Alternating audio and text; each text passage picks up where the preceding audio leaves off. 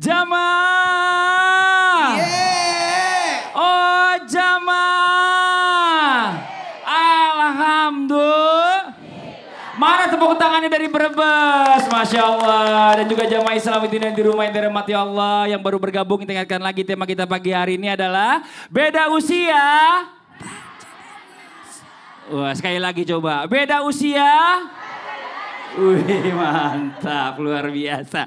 Sebelum kita lanjut mendengarkan tausiah dari guru-guru kita lagi, kita lihat lagi sebuah video tayangan ya. Tentang minta restu orang tua untuk menikah. Seperti apa sih? Ini di tayangannya. Nauzubillah summa nauzubillah, ya namanya bernikah itu memang baiknya tuh enaknya mau laki mau perempuan ya dapat restu dari orang tua. Iya dong. Apalagi kalau perempuan nggak bisa, nggak ada walinya siapa gitu Tidak ya kan, mana sah. sah. Masya Allah, nauzubillah summa nauzubillah. Tapi zaman sekarang ini kadang-kadang begini Ustaz Syam, mohon maaf ya, mungkin bukan cuma zaman sekarang aja, dari beberapa zaman yang sebelumnya juga ada yang begini nih. Katanya yang penting cinta, udah gitu nekat mau seandainya dia direstuin atau nggak direstuin, yang penting dia cinta, pokoknya saya harus nikah.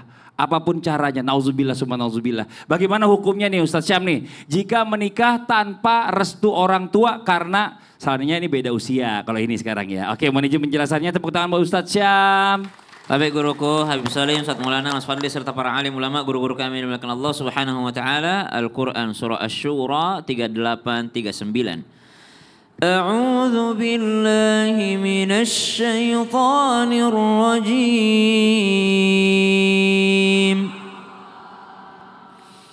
والذين استجابوا لربهم وأقاموا الصلاة وأمرهم شورى بينهم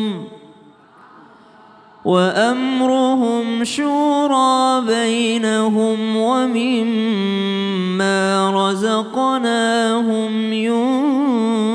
ينفقون والذين إذا أصابهم البغي هم ينتصرون. Bermusyawarah itu perintah Allah Subhanahu wa taala. Jadi kalau mau thalabul khirah, mau mencari yang terbaik, itu ada dua, istikharah dan istisyarah. Istikharah minta yang terbaik dari Allah. Istisyarah bermusyawarah dengan orang-orang di sekitar yang mana yang paling baik. Maka bagaimana bisa mendapat kebaikan orang yang kepada orang tuanya saja tidak mau nanya-nanya.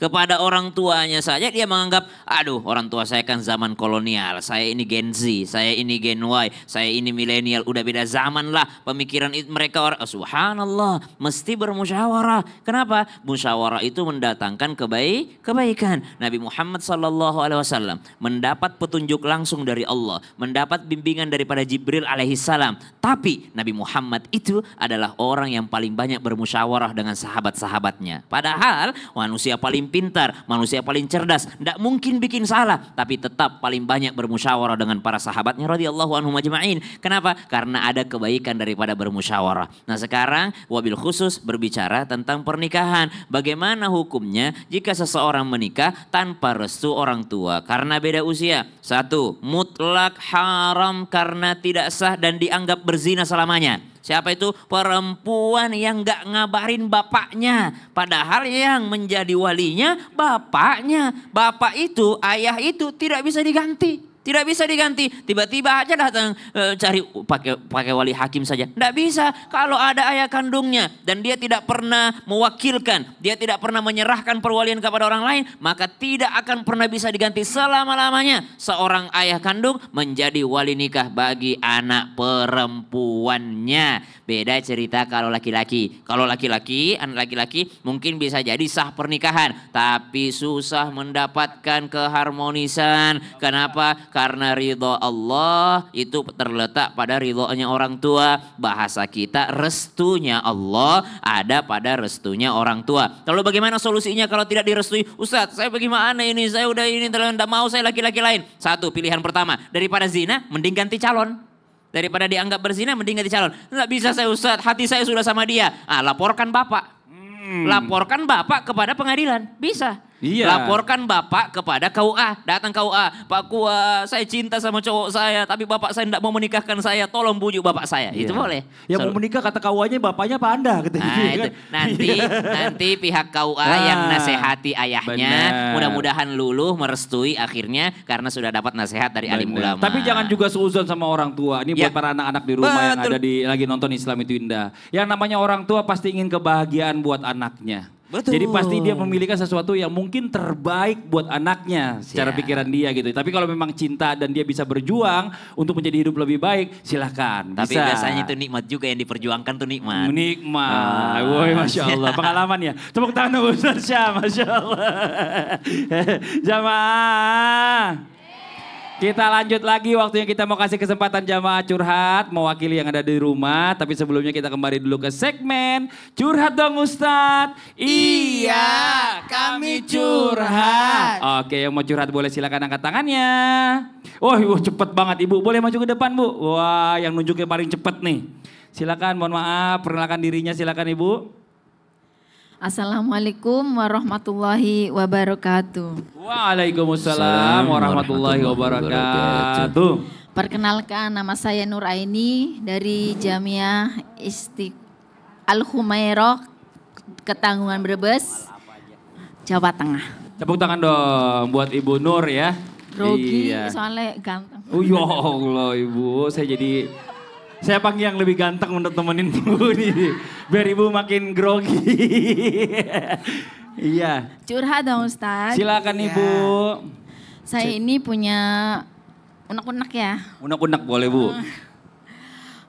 Gimana hukumnya suami yang sudah meninggal mempunyai hutang dengan anak yatim saya. Dan belum diselesaikan padahal saya sudah mengatakannya sama anak-anak almarhum suami saya. Udah 3 kali saya mengatakannya tapi mereka tidak respon. Terus akhirnya ya udahlah saya capek untuk menagihnya, kalaupun itu udah hilang ya udahlah aku cuman ikhlas aja. Dan gimana hukumnya, apa saya harus menagih lagi atau saya biarkan? Udah meninggal. Sama anak-anaknya yang sama masih anak-anaknya saya masih kan hidup. menikah 2 kali. Anak-anak yatim saya itu dari suami yang pertama. Dari suami yang pertama. Dari suami yang kedua itu meminjam uang sama anak saya buat bayar kuliah waktu itu. Tapi dia kan janjinya 3 bulan, ternyata Allah mengambil umurnya. Nyawanya sebelum 3 bulan itu. Dan saya ngomong sama anak-anaknya, tapi mereka tidak merespon. Sampai sekarang 3 tahun. Jadi Ibu udah 2 kali menikah, suaminya meninggal semua? Iya, udah 3 tahun sekarang. Udah 3 tahun jadi janda Bu? Iya. Ya Allah, yang 8 tahun jadi duda. Tolong jawab dulu deh, silakan. Iya, silakan Ustadz Maulana. Nah, gimana hukumnya itu dan apa saya harus menagih lagi atau dibiarkan gitu? Iya, silakan Ustadz Maulana jawab. Terima kasih. Waalaikumsalam. Sama-sama. Kok jadi grogi? Orang bilang terima kasih, dijawab waalaikumsalam. Bu, orang kalau jawab terima kasih jawabnya apa Bu? Terima kasih kembali. Iya. Orang jawab terima kasih, waalaikumsalam. Silakan Ustadz jawab. Jadi gini, hukum utang piutang itu boleh. Tapi dalam hal ini hukum utang piutang itu adalah membantu. Makanya tidak boleh mengambil kelebihan daripada hutang itu. Makanya disebut riba. Kemudian utang itu, pemberi utang itu memberikan kelebihan dari hartanya. Jadi kalau dia tidak bayar, kita tidak mempengaruhi ke ekonomi kita.